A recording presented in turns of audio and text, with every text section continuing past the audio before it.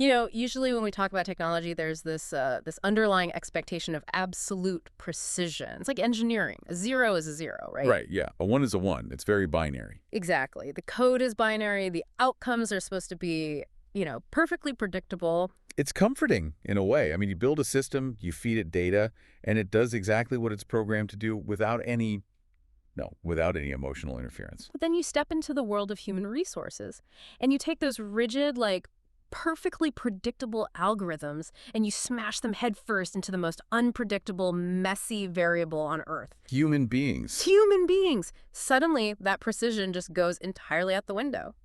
So, welcome to your custom-tailored deep dive. We are talking directly to you today, focusing entirely on a massive hurdle you're preparing to clear. Yeah, the exam. Right.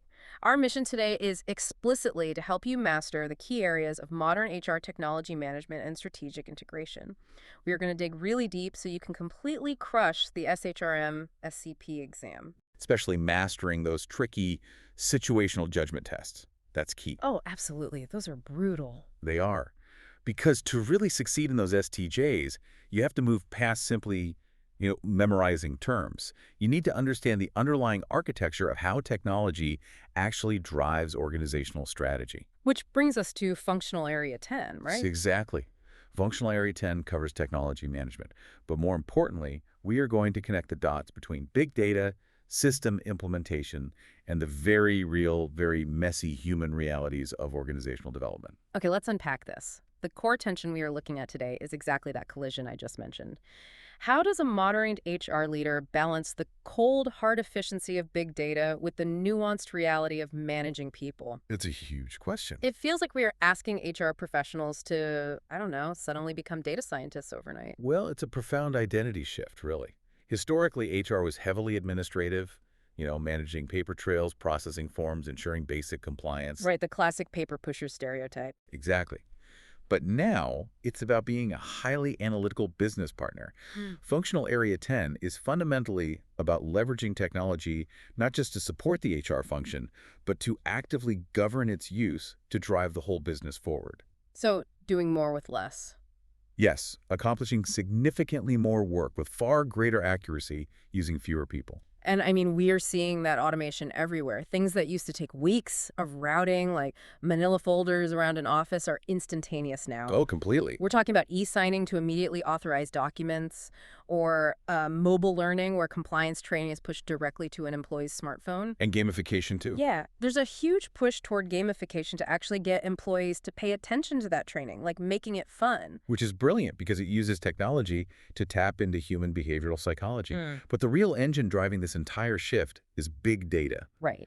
We now have the capability to mine massive amounts of dissimilar information, everything from performance metrics and email traffic patterns to demographic shifts and market trends.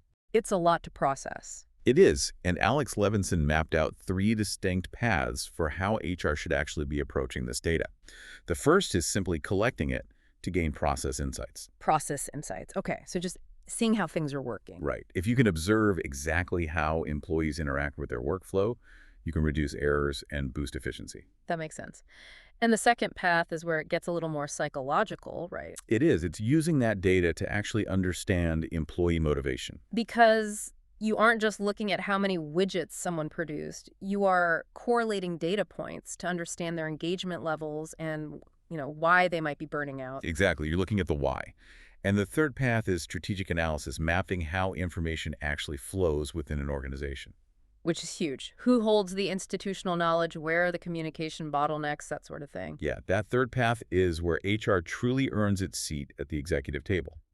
When you understand how information flows, you understand how the organization actually operates. Regardless of what the official org chart says. Precisely. The org chart is just a piece of paper.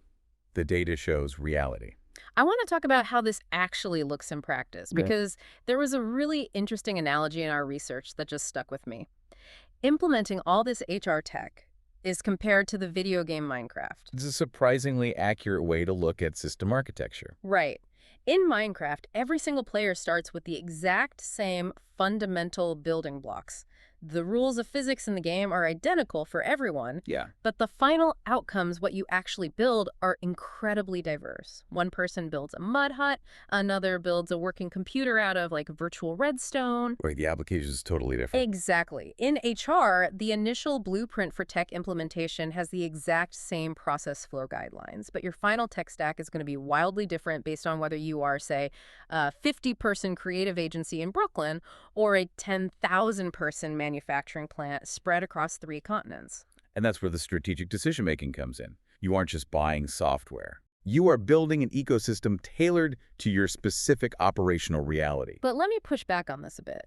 Because if we are automating all these routine tasks, and we are relying on algorithms to map information flow and predict human motivation, doesn't HR risk losing its soul? I hear that a lot. Aren't we, like, engineering the human element entirely out of human resources? What's fascinating here is that the opposite is actually true. Really? Yeah. When applied strategically, analytics allow HR to be far more human-centric. By linking HR outcomes directly to broader organizational results, you stop being reactive. Okay, so you start being proactive about your people. Exactly.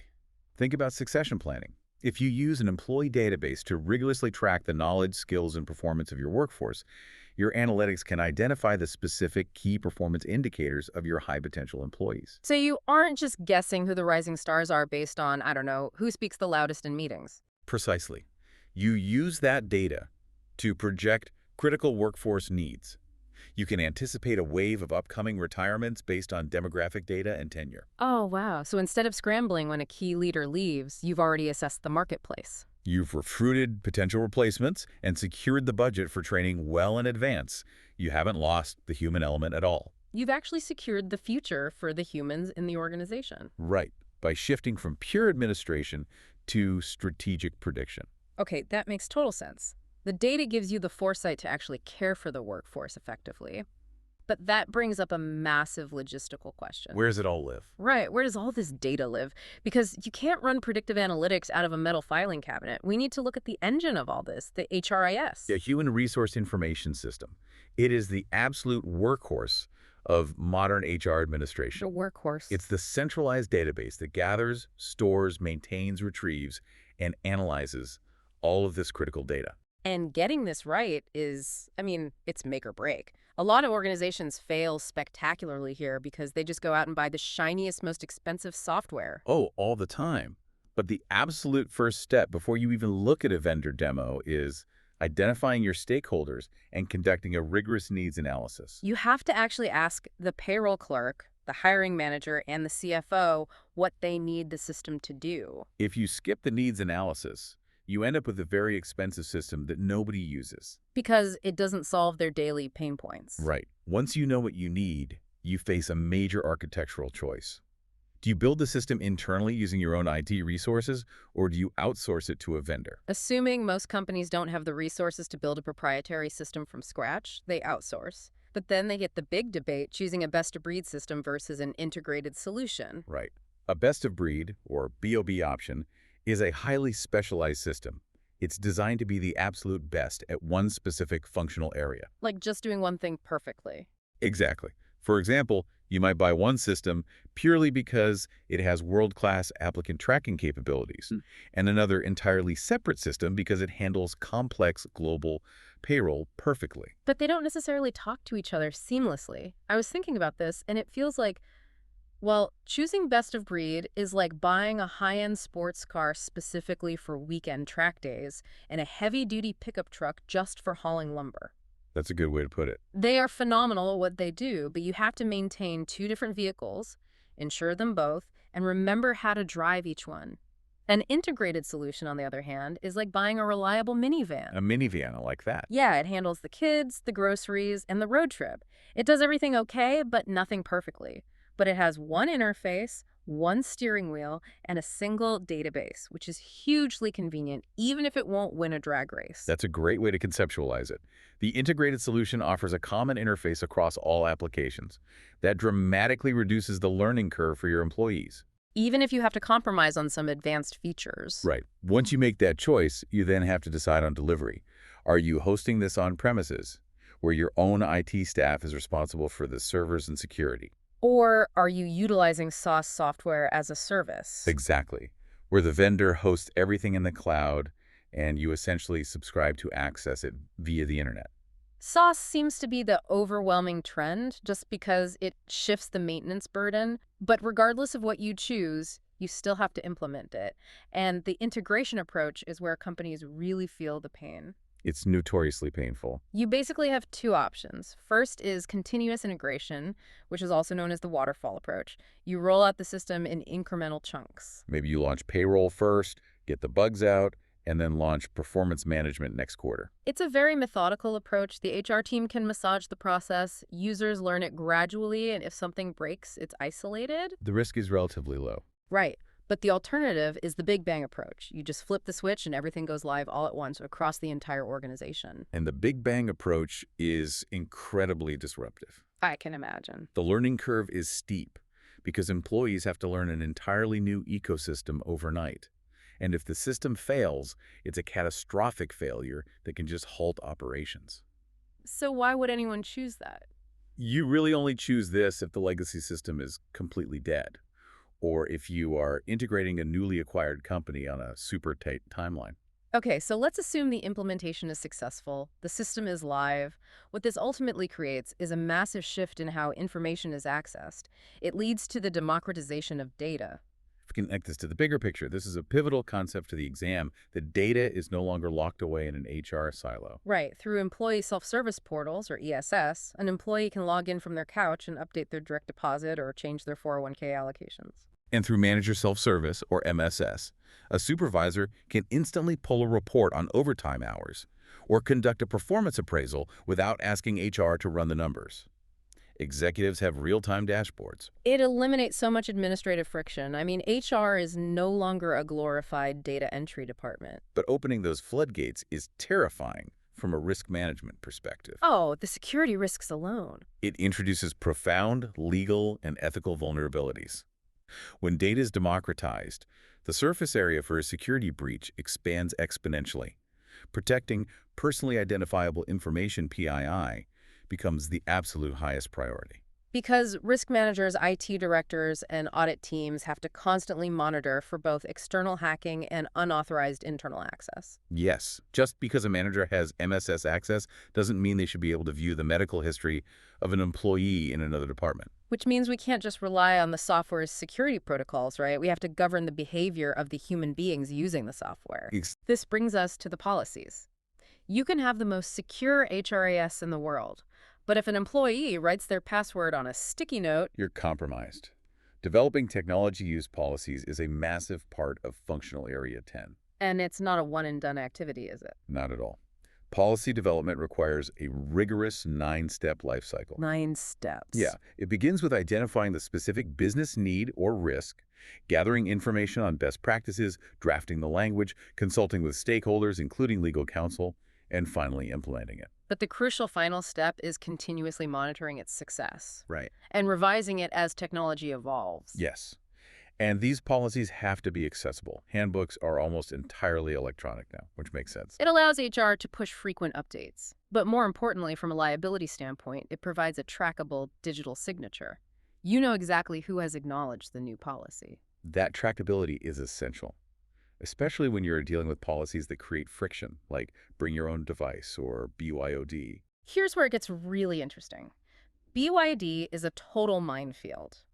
We are asking employees to use their personal smartphones or laptops for company business. Yes. From the employee's perspective, there is a massive fear regarding privacy. They are terrified the company's IT department is reading their personal texts, or that if they quit, the company will remotely wipe their phone and delete all their family photos just to protect corporate data. While employers, on the other hand, are focused on these severe security risks, a personal device might not have a strong passcode. Right. An employee might connect to an unsecured public Wi-Fi network at an airport or reviewing highly confidential M&A documents, exposing the company to a massive data breach. But I have to challenge the core premise of BYOD here. Let's be real. Hmm. Isn't a BYOD policy often just a sneaky way for a company to avoid the capital expense of buying hardware? This raises an important question. Because it simultaneously creates this unspoken expectation that employees are available 24/7 since work is now tethered to the device they stare at all day anyway. That is exactly the dynamic that creates immense legal liability. And it's why a meticulously crafted BYOD policy is required. If a company treats BYOD merely as a cost-saving measure without establishing boundaries, they fall straight into the FLSA trap. The Fair Labor Standards Act. Yes, if you have non-exempt hourly employees checking work emails, responding to Slack messages, or taking client texts on their personal phones outside of their scheduled hours, they are technically working. Wow. The organization is actively accumulating major federal overtime and wage liabilities. A strong policy explicitly defines what work is allowed off the clock and requires pre-authorization for overtime. So it's not just an IT policy, it is a critical financial and legal shield. Absolutely. Boundaries equal protection. And we see that same need for boundaries with social media and groupware policies. Like Right. if you have teams collaborating on global webinars across different time zones, the lines between personal and professional communication blur. They do. HR has to balance protecting the organization's proprietary information and public reputation against the employee's First Amendment rights. It requires a delicate, legally sound approach. The most effective strategy employers use to govern technology communication is establishing a clear expectation of privacy, or rather, the lack thereof. Meaning they need to know they are being watched. Exactly. Constantly reminding new hires, current employees, and even the C-suite that emails, browsing histories, and internal chat networks are monitored serves as a powerful deterrent. Because if you actively advise employees that their communications on company networks are not private, it removes their ability to claim a reasonable expectation of privacy later on. Exactly. If you have to discipline them later for policy violations, you're covered. All right, we've built the architecture, we've covered the data, the HRIS integration, the security risks, and the policies. Now we really need to synthesize all of this. For the situational judgment questions. Yes, for the listener preparing for the SHRM SCP exam, you have to think like a strategic HR leader facing complex organizational development scenarios. Let's weave this into a cohesive narrative. Okay, let's imagine your organization has decided to acquire a major competitor. You're entering a merger and acquisition phase. The M&A phase. The first step is due diligence. HR isn't just looking at the competitor's org chart. You are diving into their data to uncover employer liabilities. Right. You have to disclose financial risks to the executive team, which means pulling records on pending discrimination complaints, active lawsuits, or unresolved union grievances. Exactly. You're using data to quantify risk. But once the merger goes through, the challenge shifts to human behavior. You have two entirely different corporate cultures colliding. And a strategic HR leader doesn't just send out a memo dictating the new core values. No, you have to actively bring key players from both sides together in facilitated meetings to explicitly outline cultural values and build a blended framework. But let's say post-merger, the new combined company realizes there are massive redundancies. And due to global competition, you have to pivot the strategic plan and implement a downsizing program. Downsizing is a legal minefield. Before a single person is let go, HR must analyze the proposed layoff list. Using the data. Yes, using the data. Yeah. Under the ADEA, the Age Discrimination in Employment Act, and Title VII, you have to run the analytics to ensure the downsizing doesn't inadvertently result in disparate impact based on age, race, or sex. So the algorithm might suggest cutting middle management, but if that disproportionately eliminates employees over 40, you have a massive legal problem. A huge problem. And for the employees who remain, their roles are going to change. The exam wants you to know that any new training and development initiatives must be linked strictly and directly to the newly established strategic plan. You don't just train for the sake of training. Furthermore, to manage the newly combined workforce, the company might transition to a matrix organization, where employees have dual reporting structures, perhaps reporting to both a product manager and a regional director. And the strategic insight here isn't just understanding the structure, it's anticipating the friction. HR must account for a significant break-in time. Productivity is going to dip initially simply because employees have to adapt to navigating multiple leaders and conflicting priorities. Now, let's add another layer of complexity to this scenario. Let's say during this stressful transition, several key senior managers from the acquired company decide they've had enough. It happens all the time. Their equity options have vested, and they announce they are retiring in 3 years. This triggers immediate succession planning.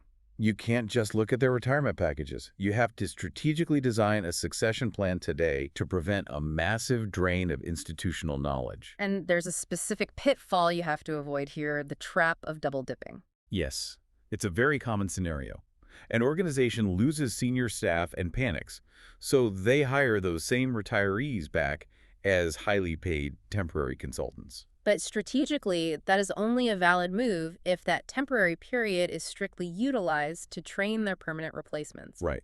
If they're just coming back to do their old jobs, they are double dipping, the company is bleeding money, and the knowledge gap remains entirely unsolved. Throughout all of these transitions, the M&A, the downsizing, the restructuring HR has to prove its value. And that brings us to David Ulrich's foundational principle. It dictates that HR must measure deliverables, outcomes, and business results, not just administrative activities. Right. You don't get credit for how many integration meetings you held. You are measured on whether the new matrix structure actually improved time to market. And the ultimate tool for this is the balanced scorecard. It provides executives with a concise picture of organizational performance across financial, customer, internal, and learning metrics. But even with the best scorecards and the cleanest data, things go sideways, right? The situational judgment questions will test your ability to handle messy human conflict using the precise, legally compliant steps. So what happens when the algorithms don't have an answer? Like what?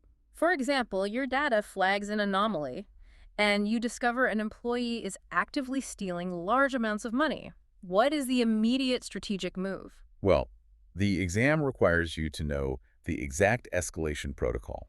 Theft is not just an HR policy violation, it is a crime. Right.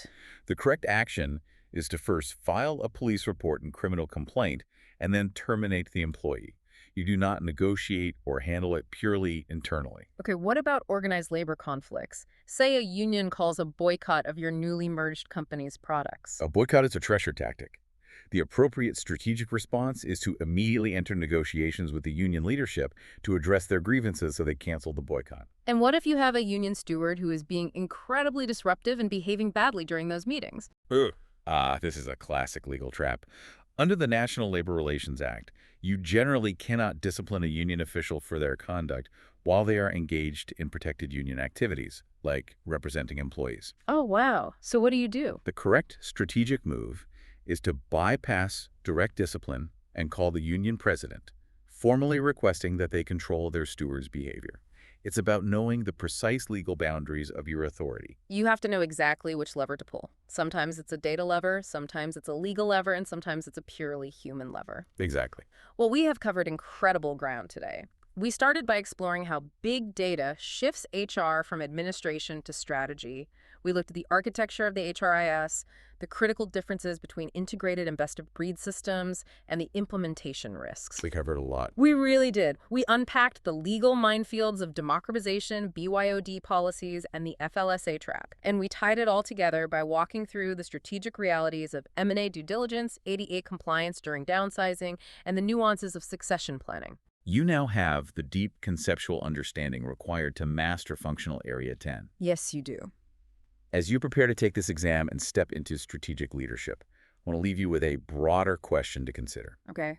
We've discussed how machine learning can track behavior to predict turnover, and how communication policies give organizations the right to monitor nearly everything an employee does on a network. Right. As these HR information systems become exponentially more powerful at predicting human behavior, at what point does strategic HR analytics cross the invisible line into corporate surveillance? Oh, that's a heavy thought. The technology will only get more precise.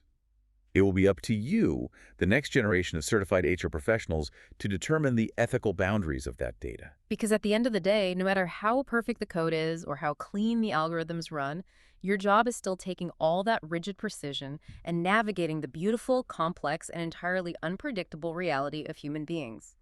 Good luck on the exam. You've got this.